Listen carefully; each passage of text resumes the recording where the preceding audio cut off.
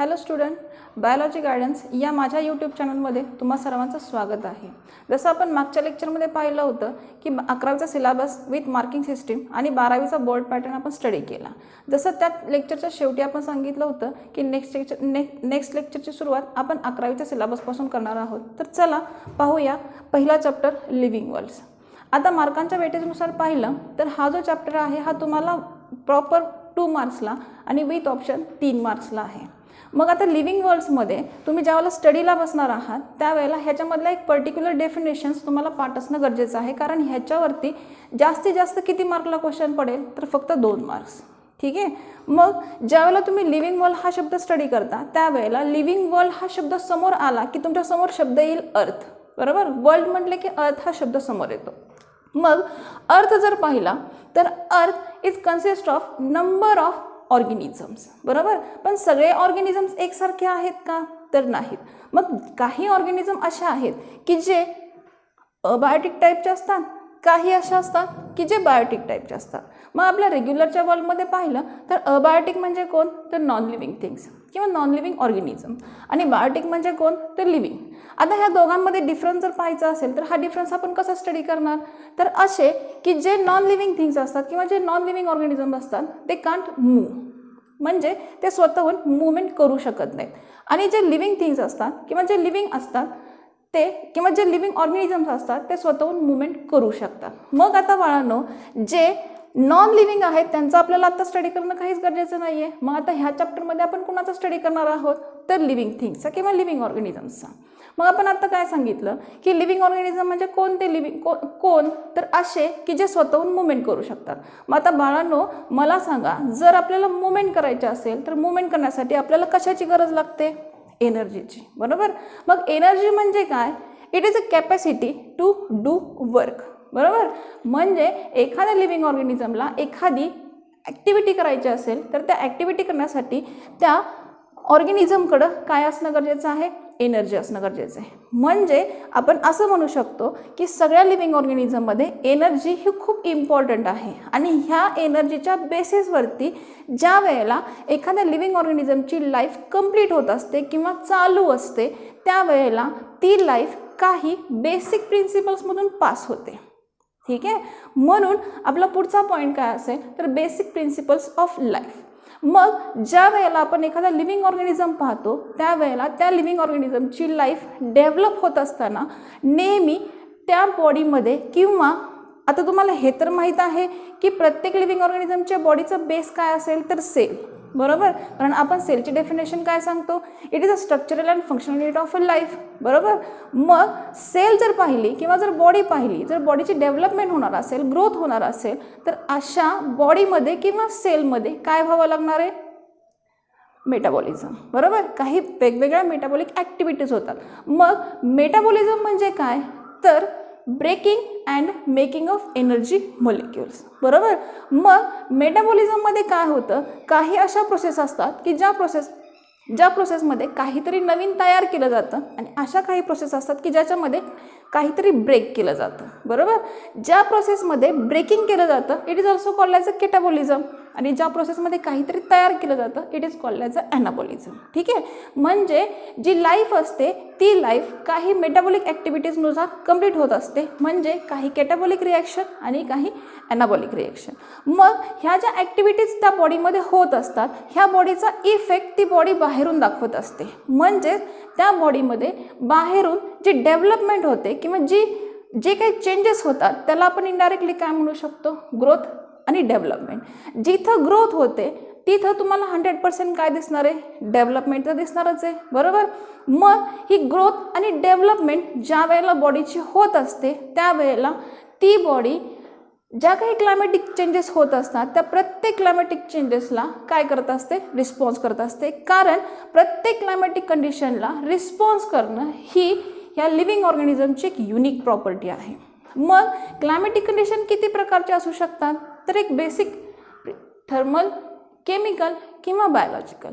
आता तुम्हाला प्रश्न पडेल की थर्मल म्हणजे कसले, केमिकल म्हणजे कसले किंवा बायोलॉजिकल म्हणजे कसले? मग जर तुम्ही थर्मल पाहिले तर थर्मल म्हणजे काय तर ती बॉडी होणाऱ्या क्लायमॅटिक कंडिशनमध्ये टेम्परेचर असेल, ह्युमिडिटी असेल ह्याला रिस्पॉन्स करू शकते.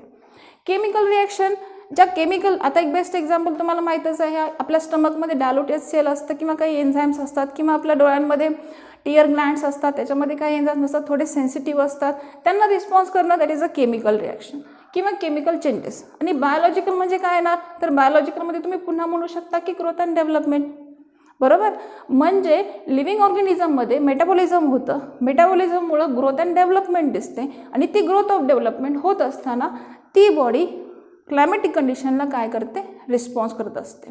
आता पुढचा पॉईंट पाहिला तर पुढच्या पॉईंटमध्ये ही जी ग्रोथ अँड डेव्हलपमेंट तर लिव्हिंग ऑर्गॅनिझमची होत असते, ही ग्रोथ अँड डेव्हलपमेंट बॉडीच्या लास्ट एंडपर्यंत होऊ शकेल का, नाही. कारण तुम्हाला पण माहीत आहे की प्रत्येक गोष्टीला कुठे ना कुठे लिमिटेशन्स येतात. बरोबर, मग जर आपण असं म्हणत असेल की प्रत्येक सेल ही मेटाबॉलिक ॲक्टिव्हिटीज करते किंवा प्रत्येक बॉडीमध्ये मेटाबॉलिझम होत असतं, तर हे मेटाबॉलिझम कंटिन्यू चालू असेल का, तर नाही.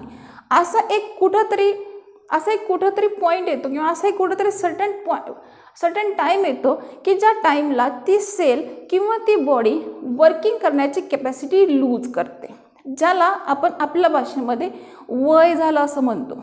म्हणजे इथं त्याला नाव काय दिलं आहे, it's called as a ageing. बघा म्हणालो, एजिंग म्हणजे काय लिहिलं आहे, certain point of a time the molecules organ system to lose their effective working and become old. बरोबर, म्हणजे याच्यावरून तुम्ही असं म्हणू शकता की ज्या वेळेला एखादी बॉडी डेव्हलप होत असते, डेव्हलप होताना ती काही मेटाबॉलिक ॲक्टिव्हिटीज करते, त्या ॲक्टिव्हिटीज होत असताना त्या बॉडीची डेव्हलपमेंट होते, ग्रोथ होते.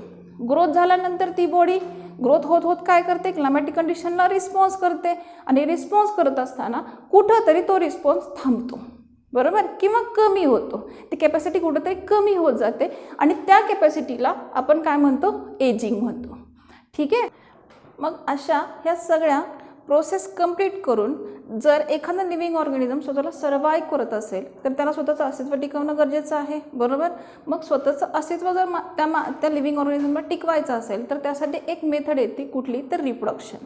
म्हणजे तुम्ही अगोदर पण स्टडी केलेला आहात की लिव्हिंग ऑर्गॅनिझमच्या ज्यावेळेला तुम्ही कॅरेक्टरिस्टिक स्टडी करता त्यावेळेला reproduction is also a single character. बरोबर, मग सगळे लिव्हिंग ऑर्गॅनिझम रिप्रोडक्शन करू शकतात.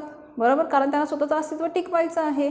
मग रिप्रोडक्शन म्हणजे काय, तर formation of a new young one by their own kind. आपल्या मराठीत काय म्हणतो आपण, स्वतःसारखा नवीन जीव स्वतःच तयार करणे. मग सगळे लिव्हिंग ऑर्गॅनिझम रिप्रोडक्शन एकसारखं करू शकतात का, तर नाही. मग किती प्रकारचं, 2 प्रकारचं. कोणतं, एक असेक्शुअल टाईपमध्ये आणि सेक्शुअल टाईपमध्ये. मग असेक्शुअल टाईप म्हणजे कसलं, असं रिप्रोडक्शन की ज्या रिप्रोडक्शनमध्ये गॅमेट्सचं फ्युजन होत नाही, कारण तिथं फक्त सिंगल पॅरेंट्स असतात. पण पॅरेंट जरी सिंगल असले तरी नवीन ऑर्गॅनिझमचा फॉर्म होऊ शकतो. So it's called as asexual reproduction because means without sexes means gametes. बरोबर, म्हणजे without using of a gametes formation of a new young one. ठीक आहे, आणि दुसरा टाईप येतो सेक्शुअल, तो बरोबर असेक्शुअलचा अपोजिट असतो. म्हणजे असेक्शुअल रिप्रोडक्शनमध्ये ज्या वेळेला नवीन यंग वन फॉर्म होतो तिथं कंपल्सरी गॅमेट्सचं फ्युजन होणं गरजेचं असतं. ठीक आहे, आता मला सांगा बाळांनो, हे जर सगळे लिव्हिंग वर्ड्समध्ये तुम्ही लिव्हिंग ऑर्गॅनिझम स्टडी करायला घेतले किंवा आता तुम्ही स्टडी करायला घेतले, तर स्टडी करायला घेतल्यानंतर तुम्हाला इथं काय दिसेल की सगळे लिव्हिंग ऑर्गॅनिझम एकसारखे नाही आहेत, सगळ्यांचा हॅबिटॅट वेगळा आहे, प्रत्येकजण क्लायमॅटिक कंडिशनला वेगवेगळा रिस्पॉन्स करतो. झाडं पाहिली, ॲनिमल्स पाहिले तर सगळे वेगवेगळ्या ठिकाणी वेगवेगळ्या कल्चरमध्ये डेव्हलप होत असतात. मग अशा सगळ्या लिव्हिंग ऑर्गॅनिझमला तुम्ही ॲट ए टाईम लक्षात ठेवू शकता का, नाही. मग स्टडी तुम्हाला एखाद्या लिव्हिंग ऑर्गॅनिझमचा स्टडी करायचा असेल, लाईक एखादं तुम्हाला झाड असेल, ठीक आहे, किंवा एखादा वाईल्ड ॲनिमल असेल, तर त्याला स्टडी करायचा असेल तर तुम्ही सतत तिथे जाऊन त्याचा स्टडी करणार का, तर नाही. मग तुमचा असा डाटा जो तुम्ही कलेक्ट करणार आहात स्टडी करण्यासाठी, मग इथं तुम्हाला काही एड्स वापरावे लागतील. Aids that is a tools. मग जे लिव्हिंग ऑर्गॅनिझमला स्टडी करण्यासाठी किंवा तुम्ही जो कलेक्ट केलेला डाटा असेल त्या डाटाला स्टडी करायचा असेल तर स्टडी करण्यासाठी तुम्ही जे मेथड यूज करता that is called as a taxonomical aids. मग आपण पाहूया टॅक्झॉनॉमिकल एड्स कोणते असतात. मग टॅक्झॉनॉमिकल एड्स म्हणजे काय, तर बघा, collection of data with various amount or various field. बरोबर. म्हणजे तुम्ही जेवढे लिव्हिंग ऑर्गॅनिझम स्टडी करणार आहात तर सगळे लिव्हिंग ऑर्गॅनिझम्स वेगवेगळ्या क्लायमॅटिक कंडिशनमध्ये राहतात, त्यांचं वेगवेगळं हॅबिटॅट आहे. मग त्यांची सगळी इन्फॉर्मेशन तुम्ही ॲट ए टाईम कलेक्ट करून ठेवू शकत नाही आहे किंवा लक्षात पण ठेवू शकत नाही आहे. मग त्यासाठी तुम्ही जे टूल्स यूज करणार आहात त्या टूल्सला काय म्हटलं आहे, टॅक्झॉनॉमिक एड्स. मग त्या टॅक्झॉनॉमिक एड्समध्ये तुम्ही कुठले कुठले टूल्स यूज करू शकता, तर हर्बॅरियम आहे, बॉटॅनिकल गार्डन्स आहेत, म्युझियम आहे, बायोडायव्हर्सिटी पार्क्स आहेत आणि झुलॉजिकल पार्क्स आहेत. आता ह्यातले बरेच वर्ड अशा आहेत की जिथं तुम्ही जाऊन पण आलेला आहात किंवा ह्या कन्सेप्ट तुमच्या क्लिअर पण असतील. पण तुम्हाला 2 मार्कला जर ह्याच्यावर शॉर्ट नोट विचारली तर तुमच्याकडनं ह्याच्याबद्दल लिहिणं अपेक्षित काय असेल, तर एकतर पहिला पॉईंट असेल डेफिनेशन, आणि डेफिनेशन नंतर तुम्हाला हे का केलं आहे ह्याचा सिग्निफिकन्स त्यावर देखील तुम्हाला नोट विचारली जाऊ शकते. सो याचा थोडासा जवळून अभ्यास करा. पहिला पॉईंट येईल हर्बॅरियम. आता हर्बॅरियम म्हणजे काय बघा, ज्यावेळेला तुम्ही हर्बॅरियम स्टडी करता हा सिंगल वर्ड जर तुम्ही पाहिला, it's called as a herbarium. ठीक आहे. मग हर्बॅरियम म्हणजे काय, it is a method of collection और deposition of a dried plant material by using various preservation technique and their arrangement in the sequence of an accepted classification forms herbaria. म्हणजे काय, तर हर्बॅरिया हे शक्यतो प्लांट्सचे केले जातात. आता समजा तुम्ही एखाद्या डोंगरावरती गेलेला आहात किंवा एखादा बाहेरच्या कुठला तरी आउट ऑफ इंडिया बाहेर गेलेला आहात आणि तिथे तुम्ही एखादं वाईल्ड प्लांट पाहिलं आणि तुम्हाला असं वाटलं की तुम्हाला स्टडी करायचं आहे. आता तुम्ही एकदा स्टडी करून घ्याल पण तुमचा स्टडी ॲट ए टाईम सगळं कवर होऊ शकत नाही आहे. मग तुम्ही पुन्हा दुसऱ्या दिवशी तिथं जाणार का, किंवा 1 महिन्याने तुम्हाला वाटलं नाही माझा अभ्यास काहीतरी राहिला आहे मग मला त्याचा पुन्हा स्टडी करायचा, मग पुन्हा तिथं जाण्याची कॅपॅसिटी आहे का, नाही. मग अशा वेळेला कुठली मेथड वापरतात, तर हर्बॅरियम. मग अशा मेथडमध्ये तुम्हाला त्या प्लांटचा जो डाटा मिळेल तो डाटा सगळा प्रिझर्व करून ठेवावा लागतो आणि प्रिझर्व करून एका पर्टिक्युलर सिक्वेन्समधून त्याचं क्लासिफिकेशन करावं लागतं. त्यालाच आपण काय म्हणतो, हर्बॅरिया. मग हे जे हर्बॅरिया तयार केला जातो, हा हर्बॅरिया करण्यासाठी जी एक मेथड आहे, ही मेथड सर्वात पहिल्यांदा कुठल्या सायंटिस्टने इनिशिएट केली असेल, तर तो इटालियन सायंटिस्ट होता किंवा इटालियन टॅक्झॉनॉमिस्ट होते, त्यांचं नाव होतं लुका गिनी. ठीक आहे. आता ज्या वेळेला आपण म्हणतो की हर्बॅरियम करायचं असेल तर हर्बॅरियम करण्यासाठी काही मेथड्स यूज केल्या जातात. मग कुठल्या मेथड्स, तर तुम्ही जे प्लांट मटेरियल किंवा जे मटेरियल हर्बॅरियममध्ये कन्वर्ट करणार असाल तर त्यासाठी टेक्निक कुठल्या वापरल्या जातात, तर कलेक्शन. म्हणजे तुम्हाला ते प्लांट किंवा ते जे काही असेल लिव्हिंग ऑर्गॅनिझम किंवा जे तुम्हाला ज्याचं हर्बॅरियम करायचं असेल त्याचं पहिल्यांदा कलेक्शन करावं लागेल. बरोबर. कलेक्शन करून त्याला ड्राय करावं लागेल आणि ड्राय करण्याच्या मेथड ज्या असतील त्या थोड्याशा वेगवेगळ्या असतात. मग ड्राईंग केल्यानंतर त्याला स्टिच करावं लागेल आणि स्टिच करण्यासाठी त्याला तुम्हाला एक हँडमेड पेपर जो असतो त्याच्यावर एका स्टँडर्ड साईजवर तुम्ही त्याला स्टिच करू शकता आणि स्टिच करून त्याच्या लेफ्ट साईडच्या कॉर्नरमध्ये त्याचं लेबलिंग करावं लागतं. ठीक आहे. मग अशा जे असं जे शीट तयार होईल ज्याच्यावर तुम्ही त्या प्लांटचं कलेक्शन करून प्रेस करून जे स्टिच करणार आहात त्याला तुम्ही थोडक्यात काय म्हणाल, हर्बॅरियम. ठीक आहे. आता तुम्ही म्हणाल की असे हर्बॅरियम आम्ही किती वेळा गोळा करून ठेवायचे किंवा कसे करायचे, तर बाळांनो आपल्या इंडियामध्ये कोलकाता गार्डन म्हणून कोलकातामध्ये जे इंडियन गार्डन आहे तिथे तुम्हाला सगळ्या प्रकारचे हर्बॅरियम पाहायला भेटतील. म्हणजे इथं काय केलं जातं बघा, आपल्या भाषेत रोजचं एक्झाम्पल सांगते. तुम्ही लहानपणी कधीतरी एखादं पिंपळाचं पान ठेवलं असेल वहीमध्ये. आता तुम्ही सुरुवातीला जे पिंपळाचं पान ठेवता ते थोडंसं ग्रीन कलरमध्ये असतं, नंतर ते काही दिवस वहीमध्ये तसंच राहतं. आता पिंपळाचं पान वहीमध्ये ठेवणं दॅट इज अ कलेक्शन. वहीमध्ये ठेवल्यानंतर ते कुठेतरी प्रेस होतं, that is called as a drawing method. कारण त्यामधलं जे पाणी असेल ते पाणी सगळं वहीची पानं काय करतात, ॲब्सॉर्ब करून घेतात आणि नंतर तुम्ही काही दिवसानंतर ते पान जर बाहेर काढून पाहिलं तर त्याच्यावर एक थोडीशी नेट फॉर्म झालेली असते आणि ते पान पूर्णपणे प्लेन झालेलं असतं. पण त्याच्यावरचे जे बेसिक कॅरेक्टर असतात ते कॅरेक्टर रिमूव्ह होत नाहीत. म्हणजे तुम्ही हे जे मेथड करताय ही मेथड खूप वर्षापासून जवळपास लहानपणीपासून करताय, पण ज्या वेळेला तुम्ही एखादा वाईल्ड ॲनिमलचा किंवा एखादा वाईल्ड प्लांटचा स्टडी करणार असाल, म्हणजे तुम्ही एखाद्या डोंगरावर गेलेला आहात, तुम्हाला स्टडी करायचं आहे, पण स्टडी करण्यासाठी तुमच्याकडे काही अवेलेबल नाही आहे, तुम्ही डोंगरावर बसून तर स्टडी करू शकत नाही 24 तास. मग तुम्ही काय करणार, तर त्या झाडाचा एक छोटासा ट्विग आणणार. Twig that is a shenda. बरोबर. झाडाचा जो ट्विग असेल त्या ट्विगवर तुम्हाला बऱ्यापैकी सगळे प्रकारचे कॅरेक्टर्स पाहायला भेटतात. मग ते घरी आणून तुम्ही या मेथडनी त्याचं हर्बॅरियम तयार करू शकता. म्हणजे तुम्ही जे हर्बॅरियम तयार कराल ते हर्बॅरियम एका शीटवर अशा टाईपमध्ये दिसेल, बरोबर.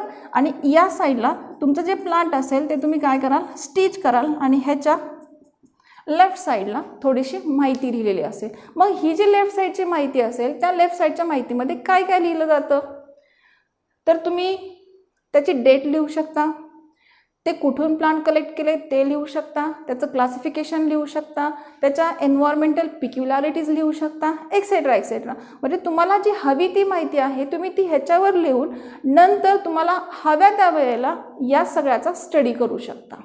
ठीक आहे, that is called as the herbarium. आता सेकंड पॉईंट येईल बॉटॅनिकल गार्डन. आता बॉटॅनिकल गार्डन म्हणजे काय, the place where plants of different varieties collected from different parts of the world are grow in scientific and systematic in vivo manner. आता इथं प्रश्न पडला असेल की विवो मीन्स व्हॉट. विवो म्हणजे open area but these are protected. ठीक आहे. आता बाळांनो तुम्हाला ह्या डेफिनेशनवरून एवढं तरी समजलं असेल की आपण बऱ्याच वेळेला हा शब्द पाहिला आहे गार्डन.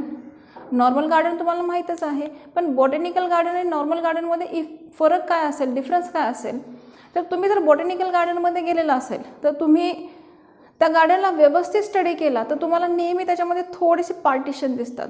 तुम्ही एंट्री केली की एंट्री केल्यानंतर थोडेसे ऑर्नामेंटल प्लांट्स असतात, थोडंसं आत गेला की त्या गार्डनच्या सेंटरला एक छोटंसं तळं असतं किंवा एखादा टँक असतो किंवा कॅक्टसची काही झाडं असतात, काही शोची असतात ती वेगळीकडे असतात, काही मोठी झाडं वेगळीकडे असतात. किंवा त्याच गार्डनमध्ये बऱ्याच वेळेला तुम्हाला ग्रीन हाऊसेस दिसतात, बऱ्याच वेळेला शेड हाऊसेस दिसतात. का, कारण सगळीच झाडं नॉर्मल उन्हामध्ये वाढू शकत नाहीत. मग काही जे ऑर्नामेंटल प्लांट्स असतात त्या प्लांट्सला शेडची गरज असते, लाईक जरबेरा वगैरे. जरबेराला ग्रीन हाऊस लागतो, बरोबर. मग अशा सगळ्या वाईल्ड जेवढे प्लांट्स असतील ह्या सगळ्या प्लांट्सचं कलेक्शन एकाच ठिकाणी केलं जातं. अशा पूर्ण एरियाला काय म्हणतात, तर बॉटॅनिकल गार्डन. आणखीन एक सांगायचं झालं तर बॉटॅनिकल गार्डनमध्ये जर तुम्ही व्यवस्थित पाहिला तर त्या प्रत्येक झाडावरती नेहमी एक बोर्ड असतो. ठीक आहे. आणि त्या बोर्डवर नेहमी त्या झाडाचं सायंटिफिक नेम आणि कॉमन नेम लिहिलेलं असतं. बऱ्याच वेळेला जर आणखीन व्यवस्थित ऑब्झर्वेशन केलं तर तुम्हाला त्या बोर्डमध्ये जर ते झाड मेडिसिनल असेल तर त्या झाडाचे कुठले कुठले मेडिसिनल व्हॅल्यूज आहेत हे सुद्धा एक्सप्लेन केलेलं असतं. मग असं जे कलेक्शन एका ठिकाणी केलेलं असतं, अशा एका ठिकाणी केलेल्या कलेक्शनला काय म्हणतात, बॉटॅनिकल गार्डन. आता ह्याचं बेस्ट एक्झाम्पल सांगितलं तर मुंबईमध्ये असलेलं जिजामाता गार्डन. ठीक आहे. ह्या गार्डनमध्ये तुम्ही जर आतमध्ये जाऊन पाहिलात तर तुम्हाला सगळ्या ठिकाणी पार्टिशन दिसतील, प्लस तिथं एक बुक लायब्ररी पण असते. आणि त्या लायब्ररीमध्ये त्या गार्डनमध्ये जेवढी काही झाडं असतील त्या सगळ्या झाडांची इन्फॉर्मेशन तिथे तुम्हाला इझिली अवेलेबल असते. म्हणजे असे जे एरियाज असतात अशा एरियांना कशासाठी तयार केलेलं असतं, तर just only for scientific study. आता तिसरा पॉईंट येईल म्युझियम. आता तुम्ही ह्या 5 पॉईंटला कम्पेअर केलात तर म्युझियम आणि झुलॉजिकल पार्क हे थोडेसे एकमेकांशी रिलेटेड पॉईंट आहेत. मग आपण काय करूया, पहिल्यांदा म्युझियम आणि झुलॉजिकल पार्क ह्या दोघांमध्ये डिफरन्स पाहूया आणि मग सर्वात शेवटी बायोडायव्हर्सिटिकल पार्क्स पाहूया. ठीक आहे. मग आता तुम्ही ज्यावेळेला म्युझियमचा स्टडी करता त्यावेळेला म्युझियमची डेफिनेशन काय येणार आहे, a place where collection of preserved plants and animal specimens are kept. बरोबर. ह्याचं मिनिंग काय येणार आहे, तर म्युझियम एक अशी एक जागा आहे की ज्या ठिकाणी तुम्हाला जे डेड झालेले ॲनिमल्स आहेत पण त्याचा तुम्हाला स्टडी करायचा आहे. म्हणजे समजा तुम्ही एखाद्या पार्कमध्ये गेलेला आहात, आता तुम्हाला त्याचा स्टडी करायचा आहे, तुम्ही प्रत्येक वेळेला ते स्टडी करण्यासाठी त्या पार्कमध्ये जाऊ शकत नाही आहे. मग असा स्टडी करायचा असेल तर तिथं तुम्हाला कशाचा हेल्प घेता येऊ शकतो, तर म्युझियमचा. मग ह्या म्युझियममध्ये किंवा ह्या एरियामध्ये शक्यतो तुम्हाला डेड झालेले जे ॲनिमल्स असतात त्या ॲनिमल्सचा फॉर सायंटिफिक स्टडी करण्यासाठी यूज केला जाऊ शकतो. मग ज्या वेळेला तुम्ही ह्या म्युझियमला भेट देता किंवा म्युझियमचं स्ट्रक्चर पाहता त्यावेळेला सगळे जे ॲनिमल्स असतात त्या सगळ्या ॲनिमल्समध्ये सगळ्यांची साईज एकसारखी नसते. म्हणजे लहान ॲनिमल्स असतात ते सगळे लहान ॲनिमल्स एका पर्टिक्युलर केमिकलमध्ये प्रिझर्व करून ठेवले जातात, कारण त्यांचे जे पर्टिक्युलर कॅरेक्टर्स असतात ते कॅरेक्टर्स शेवटपर्यंत आहे तसे राहिले पाहिजेत. मग असं कुठलं केमिकल यूज केलं जातं, तर त्या केमिकलचं नाव आहे फॉर्मॅलिन. ठीक आहे. आता हे जे फॉर्मेलिन आहे हे फॉर्मेलिन एका मोठ्या मोठ्या जारमध्ये भरून ठेवलं जातं आणि त्याच्यामध्ये ते ॲनिमल्स प्रिझर्व करून ठेवले जातात. ठीक आहे. आता त्याच्यापेक्षा थोडेसे जे मोठे ॲनिमल्स असतात लाईक बर्ड्स असेल किंवा काही मॅमल्स असतील, मग अशा मोठ्या ॲनिमल्सला अशा जारमध्ये आपण प्रिझर्व करून ठेवू शकत नाही. मग तिथं कुठली मेथड वापरतात, तर त्यांना स्टफ केलं जातं. आता स्टफ करणं म्हणजे काय, तर त्यांच्या बॉडीमध्ये जे विटल ऑर्गन्स असतात ते सगळे ऑर्गन्स रिमूव्ह केले जातात आणि तिथं कॉटन किंवा भुसा भरला जातो. ठीक आहे. मग ती जी मेथड असेल त्या मेथडला टॅक्झिडर्मी असं म्हणतात. मग तुम्हाला जर असं वाटलं की या चॅप्टरवरती CETला कुठला क्वेश्चन पडू शकेल, तर तुम्हाला टॅक्झिडर्मी म्हणजे काय हे CETला नक्की विचारलं जाऊ शकतं. ठीक आहे. आता तुम्ही या म्युझियमचा स्टडी करायला घेतला तर याच्यामध्ये काही लहान ॲनिमल्स पाहिले, त्यानंतर त्याच्यापेक्षा मोठे ॲनिमल्स पाहिले, पण त्याच्यापेक्षा पण काही मोठे ॲनिमल्स होऊन गेलेत, लाईक डायनासॉर असेल किंवा वेल्स असेल. मग अशा मोठ्या ॲनिमल्सला तुम्ही स्टफ करून ठेवू शकता का, तर नाही.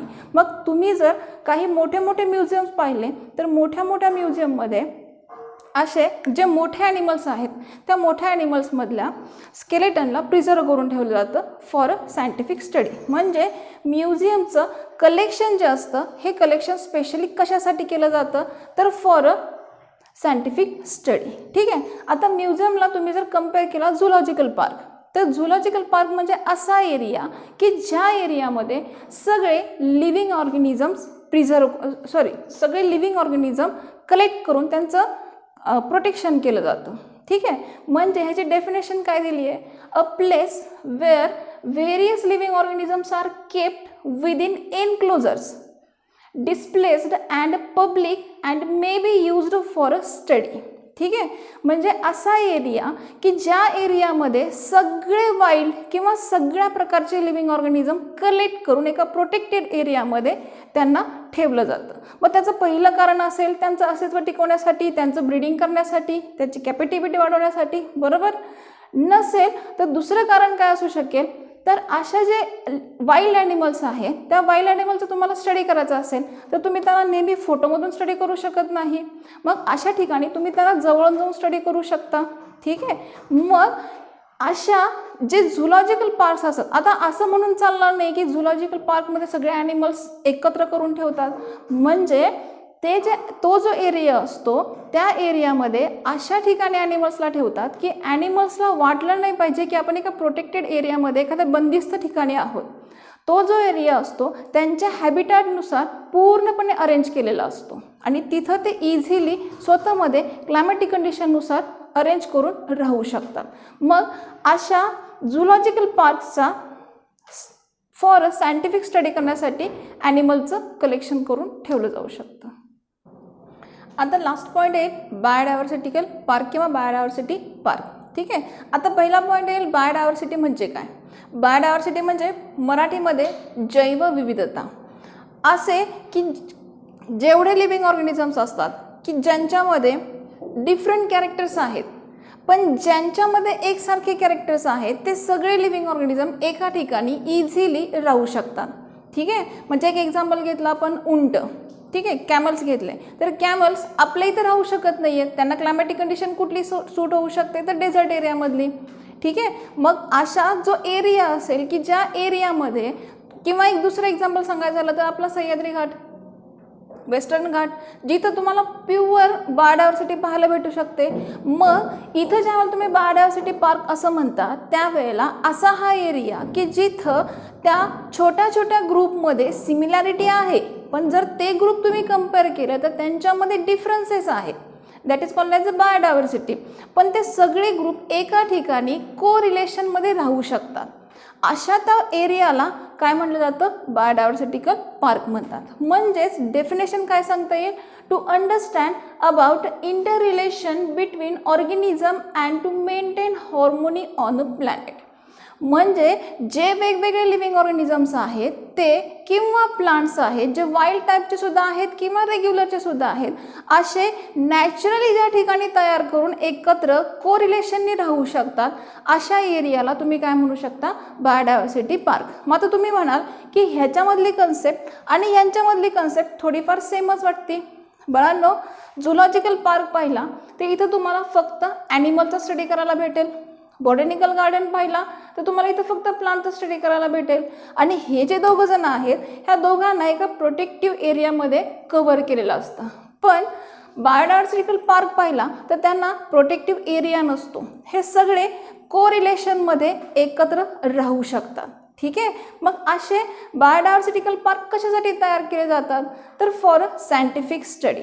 ठीक आहे, आता हा झाला आपला टॅक्झॉनॉमिकल टूल्सचा किंवा एडचा शेवटचा पॉईंट. याच्यानंतर चॅप्टरचा लास्ट पॉईंट काय असेल की मीन्स हिंट. त्यांनी काय सांगितलंय की ज्या वेळेला तुम्ही ऑल ओव्हर अर्थवरचे लिव्हिंग ऑर्गॅनिझम स्टडी करायला घेता त्यावेळेला सगळे लिव्हिंग ऑर्गॅनिझम एकसारखे नाही आहेत. मग त्या सगळ्या लिव्हिंग ऑर्गॅनिझमला तुम्हाला जर स्टडी करायचं असेल, लक्षात ठेवायचं असेल, त्यांचे कॅरेक्टर तुम्हाला लक्षात ठेवायचे असतील तर असे कॅरेक्टर स्टडी करण्यासाठी तुम्हाला टॅक्झॉनॉमिकल टूल्सचा यूज करावा लागेल. मग टूल्ससाठी आपण कुठल्या कीज वापरल्या? Herbarium, botanical garden, museum, biodiversity park आणि झुलॉजिकल पार्क. मग कीची डेफिनेशन त्यांनी काय दिली बघा, taxonomical aids used for the classification of a plants and animals. म्हणजे आपण मगापासून जे पाहतोय की ज्या ॲनिमल्सचं आपल्याला लक्षात ठेवायचं, ज्या ॲनिमलचा स्टडी करायचा, त्यासाठी जे टूल्स वापरणार आहे त्याच टूल्सला थोडक्यात त्यांनी काय नाव दिले की. बरोबर, मग हे जे टूल्स यूज केलेत ह्याच्यामध्ये जे आपण क्लासिफिकेशन केले हे क्लासिफिकेशन कोणत्या बेसिसवर केलंय तर त्यांचे कॉन्ट्रास्टिंग कॅरेक्टर. आपण बोलताना बराच वेळा तुम्ही ऐकलं असेल की जेवढे काही टूल्स आहेत या सगळ्या टूल्समध्ये सगळे लिव्हिंग ऑर्गॅनिझम एकसारखे नसतात. बरोबर, म्हणजे इथं काय वापरले आपण कॉन्ट्रास्टिंग कॅरेक्टर. आणि त्याच्या खाली ज्या वेळेला आपण क्लासिफिकेशन करतो लाईक हर्बॅरियम, मग हर्बॅरियम आपण काय केला सिस्टमॅटिक पोझिशनवरती त्याला डिवाइड केला होता. बरोबर, म्हणजे कीमध्ये शक्यतो कॉन्ट्रास्टिंग कॅरेक्टर आणि सिस्टमॅटिक या दोघांचा यूज केला जातो. बाळांनो, इथं हा आपला चॅप्टर संपतोय. फॉर अ रिव्हिजन आपण काय करूया, ह्या चॅप्टरमध्ये आत्तापर्यंत काय काय बघितलं ते बघूया. ठीक आहे, पहिल्यांदा आपण काय पाहिलं होतं, बेसिक प्रिन्सिपल्स पाहिले. ठीक आहे, त्याच्यामध्ये मेटाबॉलिझम पाहिलं, ग्रोथ डेव्हलपमेंट पाहिली, एजिंग पाहिलं, रिप्रोडक्शन पाहिलं. ठीक आहे, त्यानंतर टॅक्झॉनॉमिकल एड्स पाहिले की जेवढे लिव्हिंग ऑर्गॅनिझम्स आहेत ह्या सगळ्या लिव्हिंग ऑर्गॅनिझमला जर आपल्याला लक्षात ठेवायचं असेल तर ॲट अ टाईम आपण सगळ्यांना लक्षात ठेवू शकत नाही, कारण प्रत्येकाचे कॅरेक्टर्स वेगवेगळे आहेत. मग त्यासाठी आपल्याकडे टॅक्झॉनॉमिकल टूल्स दिलेले आहेत. मग ते टूल्स कोणकोणते तर ह्या 5 पॉईंटचा आपण डिटेलमध्ये स्टडी केला. Herbarium, botanical garden, museum, biodiversity parks आणि झुलॉजिकल पार्क्स. ठीक आहे बाळांनो, आपल्या पुस्तकामध्ये ह्याच्याबद्दल काही एक्स्ट्रा एक्झाम्पल्ससुद्धा दिलेले आहेत. जर माझ्याकडून मिस झाले असतील तर ते नक्की तुम्ही वाचून काढा. ठीक आहे, आता त्यानंतर या चॅप्टरला एक लक्षात ठेवा की ह्या चॅप्टरला वेटेज किती आहे 2/3. म्हणजे ह्या चॅप्टरमध्ये तुम्हाला जास्तीत जास्त 2 मार्कला शॉर्ट नोट विचारू शकतात.